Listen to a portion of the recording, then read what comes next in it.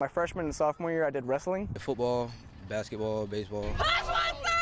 At Westside High School, 22 students with all types of different athletic backgrounds have combined to form the only high school rugby team in Jacksonville. There's actually a lot of them that haven't even played a sport, period.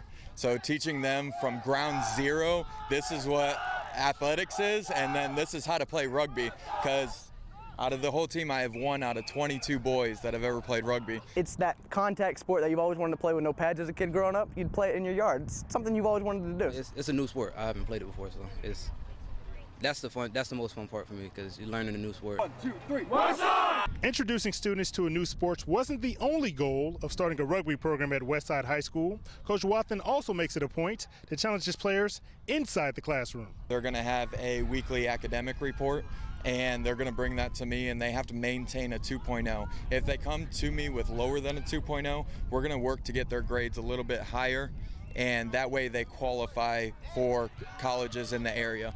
Because this is a club sport and not part of the Florida High School Athletic Association, all of the jerseys, fields, and traveling to and from games is paid for out of pocket by the coaching staff and through fundraisers. But one of the players told me that all of the bake sales and car washes are worth it, because there's no greater feeling in the world than running full speed and knocking somebody off of their feet. Brian Jackson, Channel 4, the local station.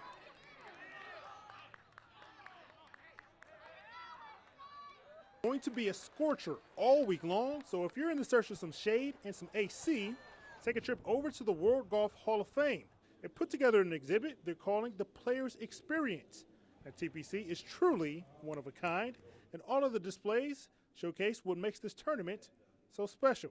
We're really excited to be able to showcase a lot of different artifacts from our Hall of Fame members that relate to the Players Championship, whether it's the winning crystals from the likes of Lee Trevino or Fred Couples, to the golf bag that Jerry Pate used in his win at the first time the tournament was held at the stadium course, when he famously dove into the pond and tossed both Commissioner Dean Beeman and Pete Dye into the water with them. 17 is one of the most iconic holes in all of golf, but I bet you didn't know where the idea for the island green came from. While Pete Dye gets the credit for designing the course, it was actually his wife, Alice Dye, who was a noted designer in her own right, who came up with the idea for the island green. They were having to do a massive amount of construction and digging up dirt to create the mounds where fans would be able to view from. And in the process, they were left with just a giant hole and couldn't really figure out what to do with it. And it was Alice Dye who came up with the idea to put some bulkheads around it and turn it into an island green, and the rest is history. One of the coolest parts about this exhibit is the pressure simulator that they have of hole number 17. You can kind of get a sense and a feel for exactly what type of pressure all of the players are dealing with when they step up to hole number 17. You can also go outside and try to apply what you learned.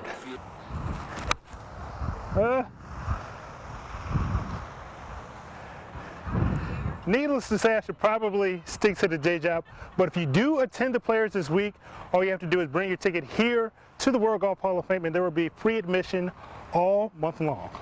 Brian Jackson, Channel 4, the local station. Long before Tiger Woods, there was Charlie Sifford, Lee Elder, and Calvin Peete, who won the Players Championship in 1985. I was always in awe of how he struck the ball, and his work ethic was just next to none. He's just incredible guy. And I personally, it's my opinion, I think he was a better person than he was a golfer. Just as Rosa Parks wouldn't stand for injustice on that bus in Montgomery, Alabama, 4 African-American men in the city of Jacksonville who were seeking equality on the golf course filed a suit with the U.S. District Court. At the time, they were only allowed to play at one course on Mondays and another on Fridays. On April 2nd, 1959, the U.S. Supreme Court ruled that all golf courses in Jacksonville would be integrated, and this ended up being the first breach of segregation in the city of Jacksonville's history. And that's just one of several stories that have been overlooked in years past. John Chippen in 1896, arguably the first American-born golf professional, African-American. He was Shinnecock Hills professional. And then you've got the first wooden tee patented in the United States by an African-American dentist. There's also a timeline that highlights the achievements of African Americans in the game of golf. If you'd like to learn more, swing by the Ritz Museum anytime between now and the middle of March. Brian Jackson, Channel 4, the local station.